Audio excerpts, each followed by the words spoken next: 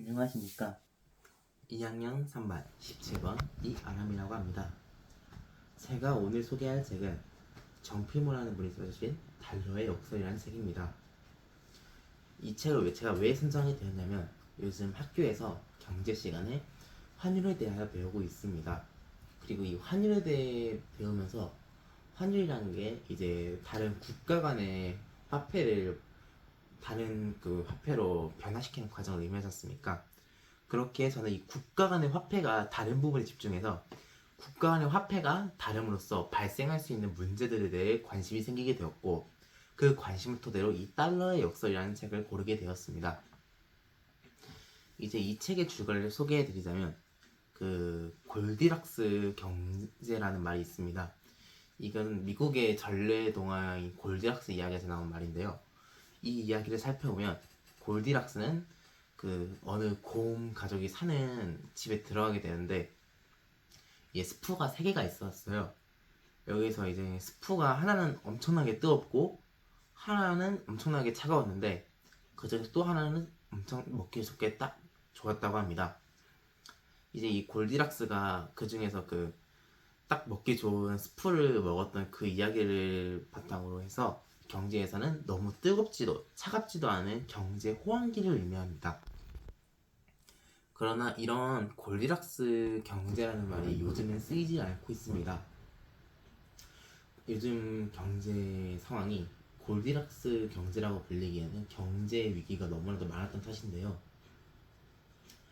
이제 저희의 현재 경제 상황은 그 이런 호황기를 의미하는 골디락스 경제에서 과거에 있었던 경제 위기 극복 사례 같은 거에 의존을 해서 그 현재 경제 위기를 예측하고 해결해가는 그런 블랙스완의 경제를 지나 이제 경제 위기가 우리의 일상 속 한 부분을 차지하게 되는 화이트 스완의 시대에 들어서고 있다고 합니다.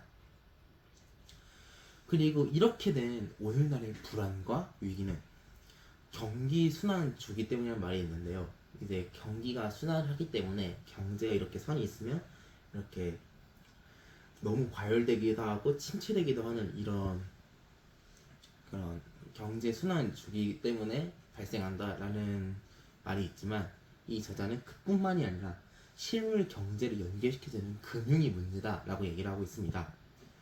이를 증명해주는 것이 2008년에 미국발 금융위기인데요.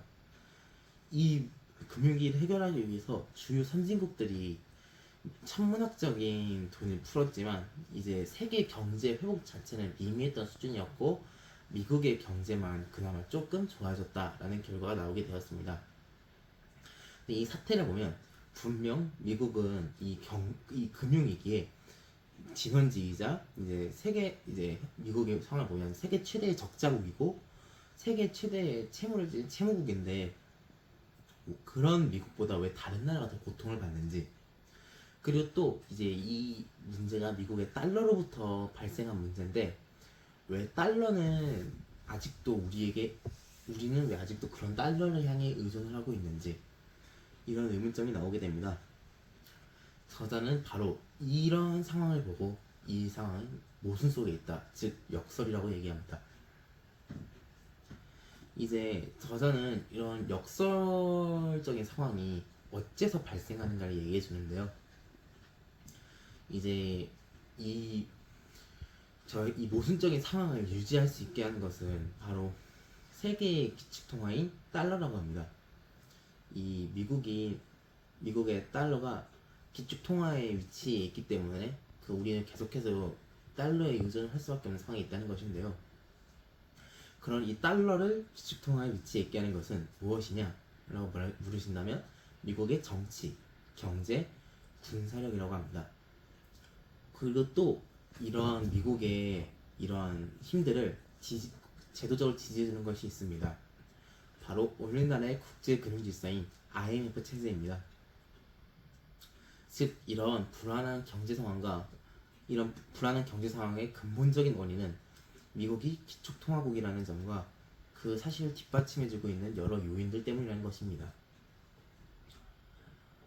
저는 이 책을 읽으면서 이제 현재 IMF 현재 오늘날에는 IMF 체제로서 모든 화폐는 결국엔 달러를 통해서 거래가 되지 않습니까? 그리고 이러한 상황은 미국이 패권국인 이상 아마 제가 살아있는 동안 바꿀 수 없을 것처럼 보이고요. 이러한 상황 속에서 저자가 이제 제시한 해결책들이 있습니다. 이제 기축통화국의 책임을 증가시켜야 한다. 또는 이제 기축통화국의 권력을 분배시켜서 그 권력을 나눠야 한다. 같은 점이 있지만 저는 이러한 해결책들을 실제 현실에 대입을 해본다면 어떻게 될지 한번 생각을 해보았습니다. 만약에 누군가가 이 미국을 향해서 당신네들의 권력을 분배하겠습니다. 또는 당신네들이 조금 더 이 상황에 대한 책임을 져주세요라고 직접 얘기한다면 만약에 그 화자는 어떻게 그 얘기를 한 입장은 어떻게 될까요?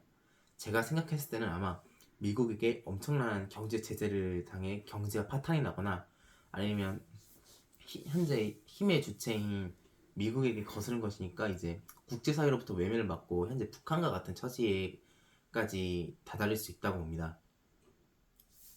현재 국제사회는 철저히 힘의 논리에 의해 움직이기 때문입니다. 그러니 이제 제가 생각하기에 이 상황에 대해 현실적인 해결책을 내놓기 위해서는 근본적인 원인을 직접 고치기보다는 강대국의 심리를 거스르지 않는 선에서 그 주위의 문제를 조금씩 고쳐나가는 그런 자세가 필요하다고 생각을 합니다. 물론 이것은 불합리하게 보일 수 있습니다. 그러나 우리는 이 국제사회는 철저히 힘의 논리에 움직이는 그런 사회라는 것을 잊어서는 안 된다고 생각합니다. 마지막으로 저는 이 책을 읽으며 미국이 기축통화국이라는 통화국이므로 발생할 수 있는 문제를 잘 알게 되었고 이에 따른 해결책들이 무엇인지도 잘 알 수 있었으며 그러나 이를 이제 국제사회에 실제 현실적이게 적합하게 해결하려면 어떤 자세가 필요한지까지 생각해 볼 수 있다고 생각합니다. 감사합니다.